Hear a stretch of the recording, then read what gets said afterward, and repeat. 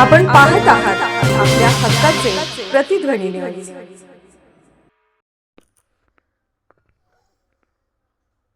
आमदार सत्यजित देशमुख यांनी घेतले नागराज मंडळांचे दर्शन। शिराळ्याची नागपंचमी उत्साहात।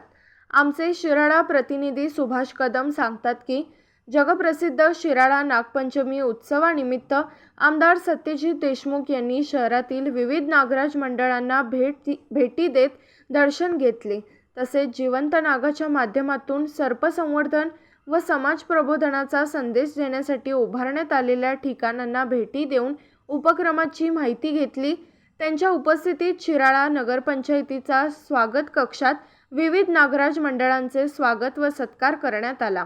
सकाळी 9 वाजता मानाची समजली जाणारी पालखी महाजन कुटुंबियांच्या घरी आली असता आमदार सत्यजित देशमुख व रेणुका देवी देशमुख यांनी पालखीचे दर्शन घेतले।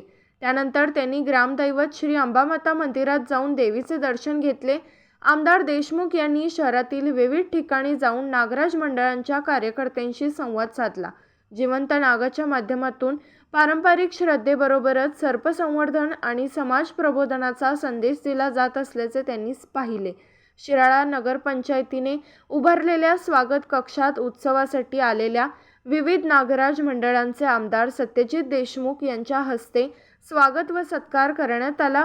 यावेळी उत्सवातील विविध उपक्रमांची माहिती घेऊन त्यांनी मंडळांच्या कार्यकर्त्यांना शुभेच्छा दिल्या। दरम्यान शिराळा शहरात सकाळपासूनच भाविकांची मोठी गर्दी झाली होती। भक्तिमय आणि उत्साहपूर्ण वातावरणात पारंपरिक नागपंचमी उत्सव साजरा करण्यात आला। आपण पाहत आहात प्रतिध्वनी चॅनल। अशाच बातम्या पाहण्यासाठी आमच्या चॅनलला सबस्क्राइब करा आणि बेल आयकॉनवर क्लिक करा।